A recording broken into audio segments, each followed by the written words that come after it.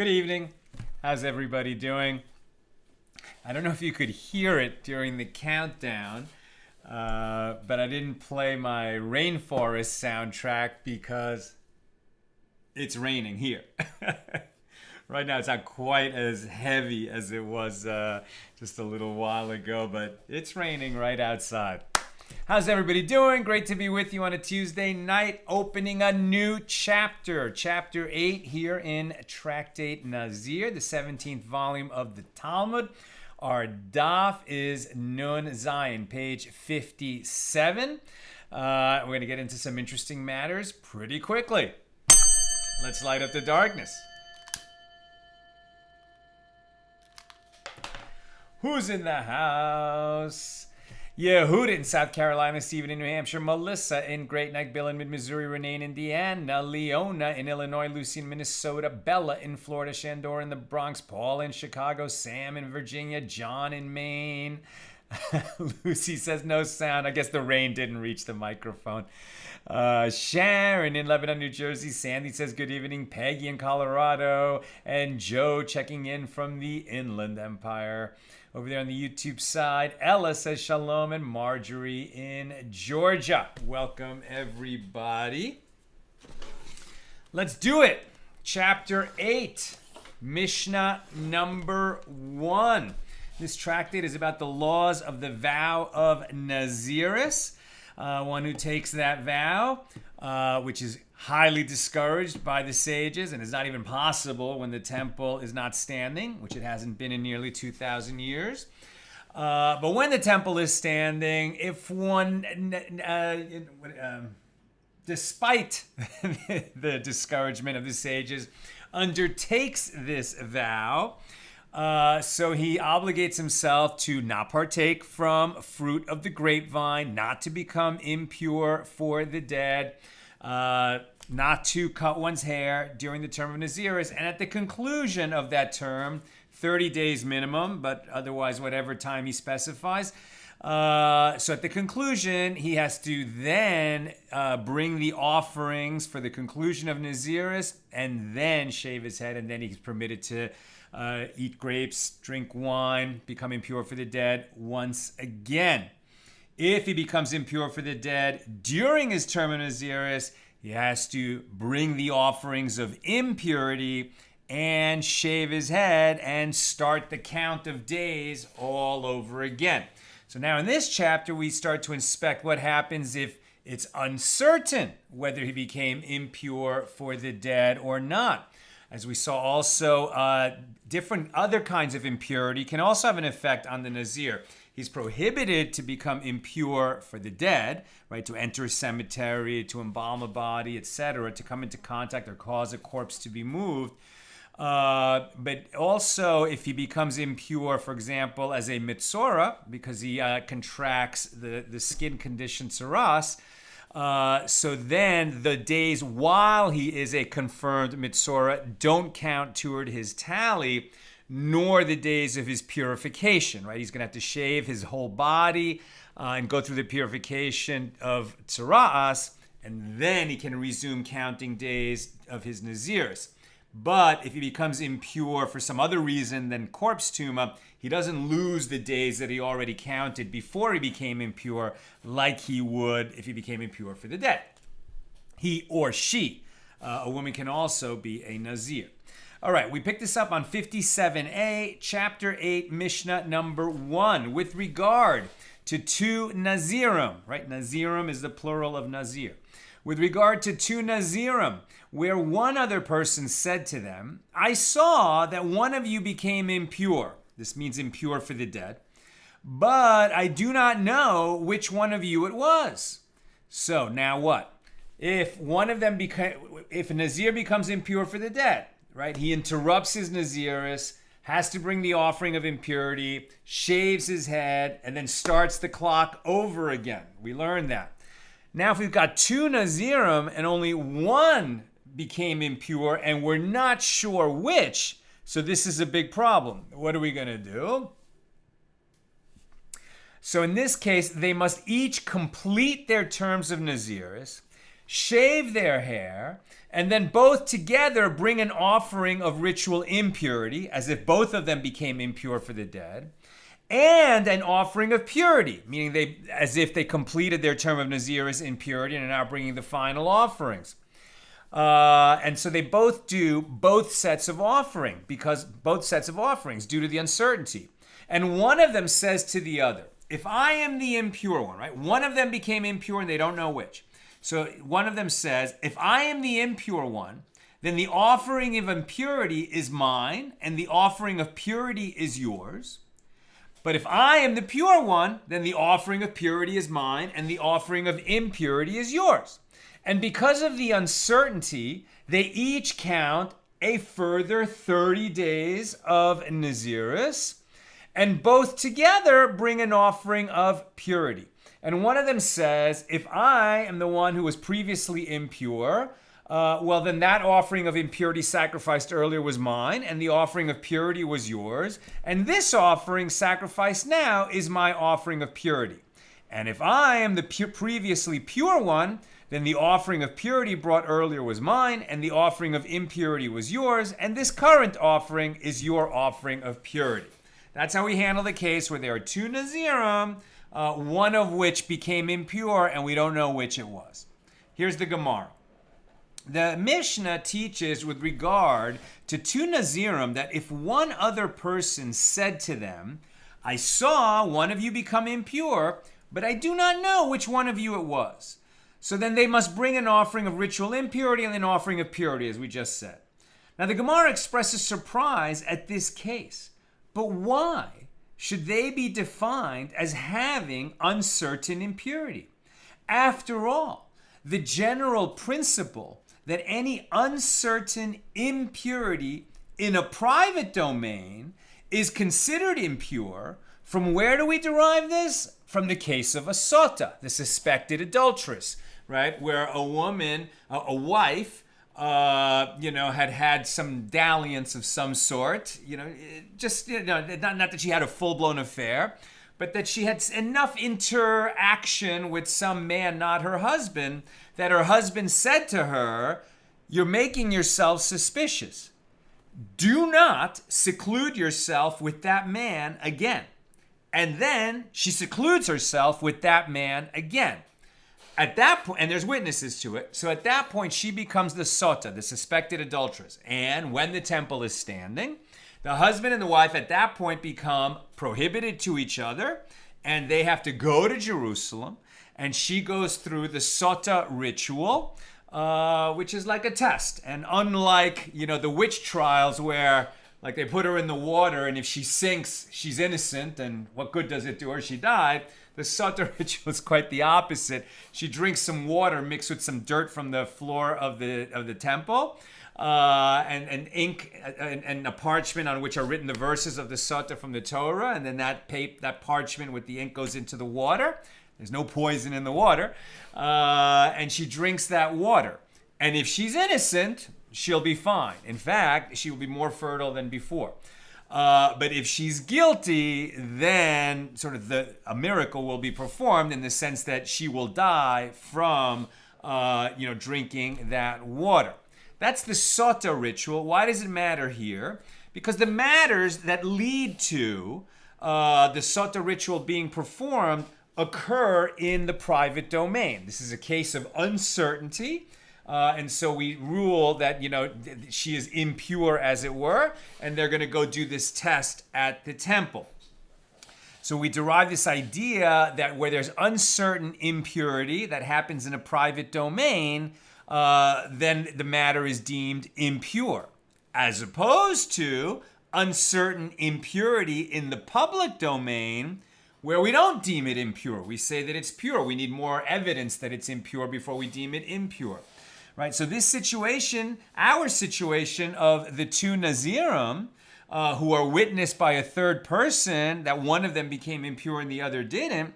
So this situation is not similar to that of a sota, as just as the case of a sota involves only an adulterer and an adulteress, so too any uncertain impurity in a private domain is considered impure only in a case where there are no more than two people present. right? The only ones who know for sure whether they committed adultery or not are the wife and that other man who's not her husband. They're the only ones who know for sure. Now, however, in the Mishnah here, there are two nazirim and this third individual who is standing alongside them who witnessed that one of them became impure, and this makes a total of three. Consequently, this is an uncertain impurity in the public domain. Vis-a-vis this halacha, this law, it doesn't matter whether they're actually standing on private property or public property. The fact that there's three people present is what makes this the public domain, just for this kind of issue. Consequently, there is an uncertain impurity in the public domain, as three people are sufficient for the place to be considered a public domain with regard to this law. And the law with regard to any uncertain impurity in the public domain is that its uncertainty is considered pure. We don't deem that one of the nazirim is impure in a case of uncertainty that transpires in the public domain. So Rabba bar Rav Huna said that the Mishnah, our Mishnah, is referring to one who says, from a distance I saw that an impure item was thrown between you. And since the witness was not with them when one of the nazirim became impure, there were only two people present, and therefore this is a case of uncertain impurity in a private domain. And Rav Ashi said, correct, the language of the Mishnah is precise and indicates that this is so, as the Mishnah teaches that the witness says, but I do not know which one of you became impure. And this indicates that the third individual was too far away to detect which of them became impure. And the Gemara conclude from the inference from the Mishnah that this is so. So we haven't dismissed our case by saying that uncertain impurity in the public domain remains pure. This is good enough to be called private domain. It's close enough to the private domain to be a private domain. So what are we going to do with these guys? Now the Mishnah taught that the two nazirim shave and cut their hair and bring an offering of impurity and an offering of purity, right? They're both going to go through the whole process as if both are pure and as if both are impure. Or rather, both of them are going to cover their bases. In case he's pure, he's covered. In case he's impure, he's covered. And they're combining to make sure that they're covered either way, right? And because of this uncertainty with respect to a biblical law, right? The offerings of impurity are biblically, right, mandated by the written law. If this was a matter of rabbinic decree, then the uncertainty would be deemed pure. It's only in cases of biblical transgression of a written law, that uncertainty leads us to have to take on, as if the uncertainty, is a transgression itself. Okay, so the Gemara asks, but why are they permitted to shave? Perhaps both of them are not impure. Right? Perhaps the witness who was so far away and thought that one of them became pure but wasn't sure which, maybe the witness is completely wrong and neither of them became impure.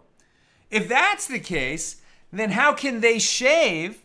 Now, neither one of them is going to shave prematurely, right? They said that whereas if we knew that one of these nazirim for sure became impure for the dead, he would shave immediately, right? Or he would bring the offerings of impurity immediately and shave immediately, interrupt his nazirus, and then later he would resume and do the shaving at the end. So the shaving in the middle of nazirus is permitted for one who became impure. If neither of them became impure, then, if neither one is impure, then it's definitely a problem to shave in the middle of the term. But that's why our Mishnah said they don't shave immediately. Both of them wait until the 30-day term is over. So since both of them have waited till the 30-day term is over, why are we concerned that the one who is pure, or perhaps both of them are pure, and that both of them shave? Why? That's a permitted shaving, right? A Nazir shaves his head at the end of his 30-day term. That's part of the conclusion of nazirus. So why are we talking about that he's doing a prohibited shaving?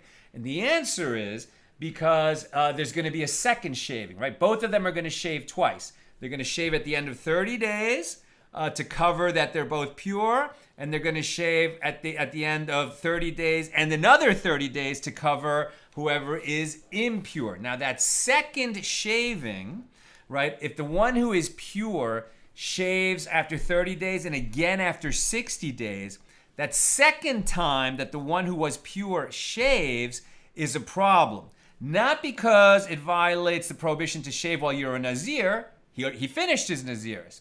But a Jewish man is prohibited from shaving this, right? With a razor, with a straight razor. He is prohibited from shaving this area. I mean, a nice little illustration right here. If you can see that, right? And that's the same spot from which payas grows, right? When you see a Hasidic man with the long side curls, it's growing from that place. That's the corner of the hair, right? And the Torah prohibits rounding the head, meaning shaving that area of the head. I mean, in truth, we don't shave any part of our head. We can trim, right? Like a Jewish man, an Orthodox man, he might not have a beard, but he's only going to be using an electric shaver. He wouldn't take a straight blade with shaving cream to his face or his head. But at any rate, this idea that there's going to be a shaving with a razor, and it's going to, once is okay for the shaving at the conclusion of nazirus, but it's not okay when there's that second shaving, which is going to happen here because of the uncertainty, right? So perhaps, so says the Gemara, but why are they permitted to shave? Perhaps both of them are not impure, meaning both are pure. And therefore, one of them violates the prohibition against rounding the head, i.e. shaving the hair on the sides of the head. See Leviticus 19:27. When he shaves his hair unnecessarily. Since one of them does not need to shave, he thereby transgresses this mitzvah, which is a mitzvah by Torah law. Right, this would be the second shaving. Even if both of them did not become impure, they would shave once, but then that second shaving that happens 30 days later, that would violate a Torah law. Now Shmuel said, well, what the Mishna is referring to is a case where these two nazirot, were women, right? The Mishna is referring to a case where each of them was a woman who is not prohibited from rounding the hair of her head, or a minor boy who is not obligated in the observance of mitzvot like an adult. Now the Gemara analyzes Shmuel's answer, and let Shmuel establish the Mishnah as referring to a male who reached majority. And the reason it is permitted is because rounding the entire head, not merely its corners, is not called rounding as prohibited by the Torah. And from the fact that he does not establish the Mishnah in this manner, conclude from it that Shmuel maintains that rounding the entire head is called rounding the corners of the hair. Right? What is the law on this? Rounding the entire head. Any man who shaves the corners of his head or his entire head is liable to receive lashes, right? So you cannot take a straight razor, not to the corners, not to the whole head, if you're a Jewish man. And that's the law. Now, Mar Zutra taught this law of Shmuel with regard to the latter clause of the following Mishnah that we'll encounter on page 59b. A Nazir who has uncertain impurity and whose status as a confirmed mitzorah is uncertain may eat sacrificial food after 60 days, and he shaves 4 times, right? So we previewed that a few days ago, this idea of what happens if a Nazir is uncertain whether he became a mitzorah or not, and uncertain whether he became impure for the dead or not. He's going to have a lot of bases to cover because for the purification of tzuras requires 2 shavings. That does overcome the prohibition on shaving while you're a Nazir, but only because you are a confirmed mitzorah who has to shave. The uncertain mitzorah, what are we going to do with him? He's going to have to finish his nazirus, then shave, then just in case he didn't become pure, he shaves again. I mean, it's a mess, and we'll actually get to that mission in a few days. But for the purposes here, one shaving of the is for the mitzorah, this uncertain mitzorah, is for his uncertain status as an impure Nazir. 1 is at the end of his nazirus, and 2 are due to his status as a mitzorah. And a similar problem arose. But as he is not definitely obligated to shave, he violates the prohibition against rounding the head. And Shmuel said the Mishnah is referring to a woman or a minor boy who are not prohibited from rounding their heads. Now, with regard to the same issue, Rav Huna said, an adult who rounds the head of a minor boy is liable, right? So the Torah says you shall not round the head. So clearly, like, a man can't, shave off the corners of his own head, and get some kind of funny haircut where he's just got hair on top and he just shaved off this, right? No mohawk. So you can't do that to yourself, but is it also prohibited, like, say, for a woman who does not have this prohibition? A woman can, cut her hair or not cut her hair as she wishes. This is not that commandment about her hair is not present, right? She can do whatever she wants with her hair. But can a Jewish woman shave off the corners of a Jewish man's head? She doesn't have the prohibition on herself, but is she also prohibited from shaving him? Right? There's the prohibition for him. Does she violate that prohibition if she shaves a man's head? Right? This is the question we're examining now. So Rav Huna said, an adult who rounds the head of a minor, right? A minor can have his head rounded because he's not obligated in the mitzvahs like he would be when he's an adult. So an adult who rounds the head of a minor boy is liable to receive lashes, despite the fact that the child himself is not obligated to observe the mitzvahs, right? So the father is obligated. Any man will violate this prohibition, even though the boy is not obligated to keep the corners of his head unshaven. Nevertheless, the adult is liable, according to Rav Huna, for cutting the head, the corners of a Jewish male, even though that male is a minor who's not obligated in that law. That's what Rav Huna says. Rav Ada bar Ahava, who disputed this ruling, said to Rav Huna, and with regard to your sons, who shaves them and rounds the corners of their heads? I don't know why anyone is shaving and rounding the corners of their heads. It's permitted, but maybe at that time they had a custom not to let the hair grow. I mean, if you see, whatever, let's say that they're allowing this, and for some reason it's desirable. So somebody is shaving the corners of the heads of these minor sons. It's permitted. So why are they doing it? They're doing it. Okay. So Rav Ada bar Ahava, who disputed this ruling, said to Rav Huna, with regard to your sons, who shaves them and rounds the corners of their heads? After all, you maintain that an adult may not round the head of a minor. So who rounds the heads of your sons? And Rav Huna said to him, well, Chova, my wife, does it, as she is not prohibited from rounding their heads. Right? And what Rav Huna is saying is, because she is not prohibited from rounding her own head, she's permitted also to round the corners of my minor sons, who are not prohibited from having their heads rounded. Now, Rav Ada bar Ahava exclaimed in anger, Chova should bury her sons if she acts in this manner. And some say it wasn't in anger and it was more of a question. Should Chova bury her sons because she's acting in this manner? After all, Rav Ada bar Ahava is saying, Rav Ada says, I say an adult can round the corners of a minor's head. That's okay. But you say an adult is not permitted. So if an adult is not permitted to do that, why are you allowing your wife to do it? Rav Huna's answer would be, well, an adult male is not permitted to do it, not to himself and not to another, but an adult female who's permitted to do it to herself is permitted to do it to the sons. Nonetheless, Rav Ada spoke, a little hastily and way too harshly and with consequences.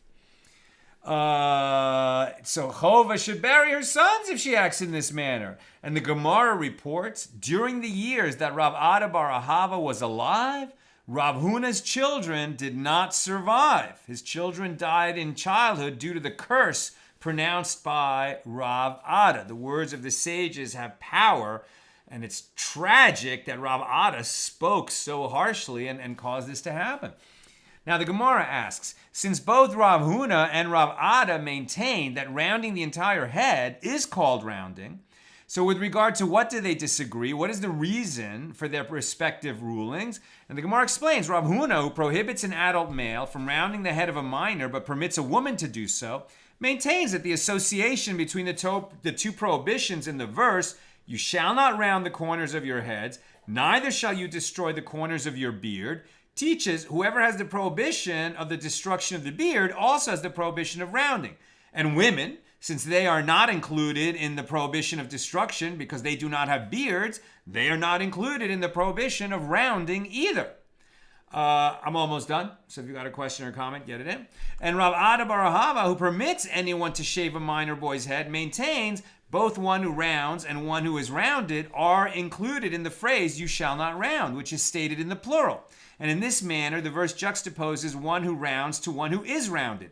Wherever one who is rounded is liable, the one who rounds is also liable. And with regard to this minor boy, since he himself is not liable to be punished for this transgression, an adult who rounds his head is also not liable to this action.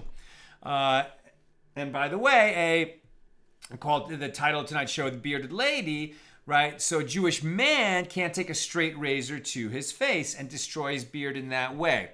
If there was a Jewish woman who happened to have facial hair and wanted to get rid of it and do it with a straight razor, she would be permitted to do that, right? Because it's very unusual for women to have beards, and so women are not included in that prohibition from destroying the beard. Okay, that's what I've got for us today. Let's see if there are some questions or comments on this relatively short daf. Page 57. Let's go Google Doc load. There it goes. Lucy, but it seems that there was only one witness of that possible impurity. Don't they need two witnesses? What a good question, Lucy. So in terms of needing two witnesses, that's to establish a transgression for which a court would impose a punishment. If the person was, warned in the presence of two witnesses not to do something and then they did it anyway, then they could receive lashes.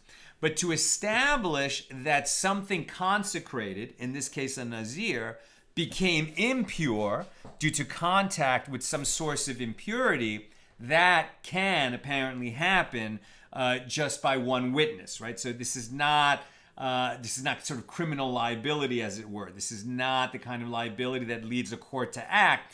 But what we have to do is, but because of it, for example, if there was a pile of teruma, consecrated food that only priests could eat, and one person saw, that a sheretz, a dead creeping thing, fell into it, and that's going to invalidate that whole pile of teruma.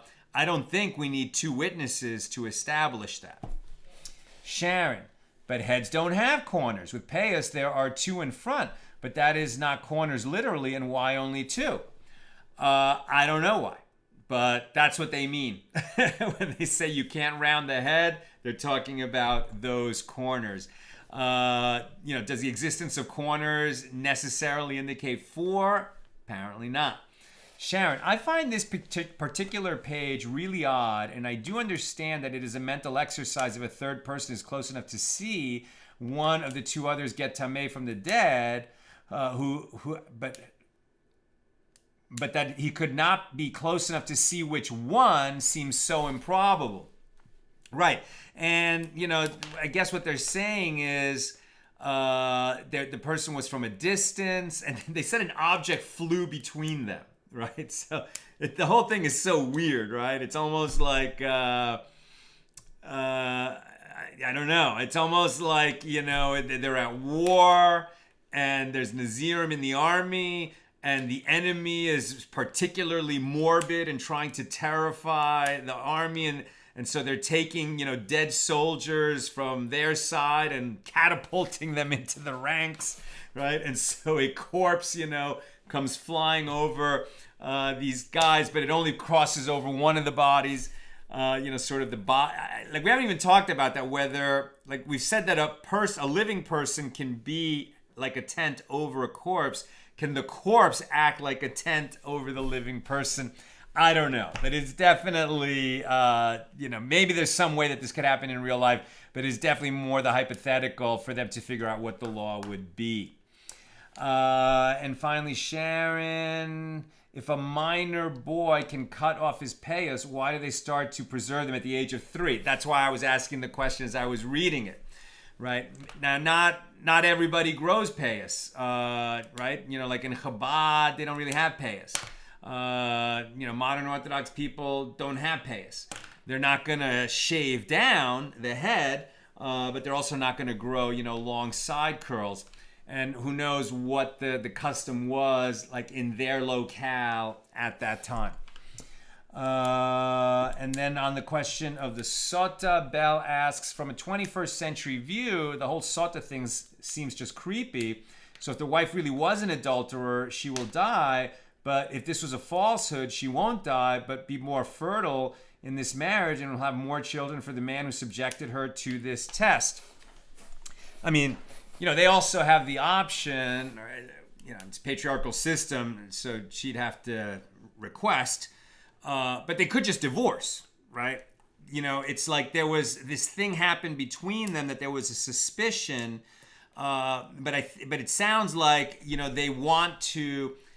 It's funny about the sota ritual. We look at it through the 21st century perspective and we think, oh, this is just so, old and wrong by our standards. But if you take a look at it on a deeper level, this couple went through something that has sort of traumatized them. And the sota ritual, right, if she's actually innocent, like he could never be sure that she was innocent and that she's not lying to him. But with the ritual, now he can be sure. And so it actually restores their couplehood, as it were. It restores their trust between them in a way that, a non-miraculous, course of affairs, as it were, could not do. And so maybe this idea that she will bear children, after the ritual, even some would say if she couldn't bear before, really is a kind of expression of the idea that their intimacy will be restored. I mean, if you actually think through what this is, like I actually thought this would make a great play or even a movie, where you imagine that like there were circumstances that led her to be secluded with this, other guy, and she did it again despite being warned not to. Now there's distrust between them. Okay, so now they're going on this journey to Jerusalem. So imagine this little road trip. Maybe they're going to walk down to Jerusalem. Maybe it's going to take a week to get there. During that time, the husband and wife are prohibited to each other. So they can travel together, but they can't be secluded with each other. They can't touch each other. They certainly can't be intimate with each other. To ensure that they won't be tempted to, come back together, as it were, they have to go with chaperones, right? So usually this would be like 2 young Torah scholars would be their chaperones. So it's like this funny, road trip with 4 people. I think there was usually two Torah scholars that would go with them. And, and you can imagine this is a somber group, right? As opposed to the normal pilgrimage to Jerusalem, which was a joyous, joyous trip.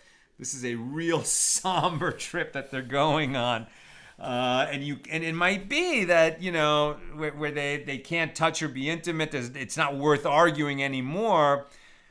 The love might even, and the kind of, you know what I mean? Like the intimacy, not physical intimacy, but the emotional intimacy might actually be restored by this journey, maybe even before they get there. And I think that's kind of interesting.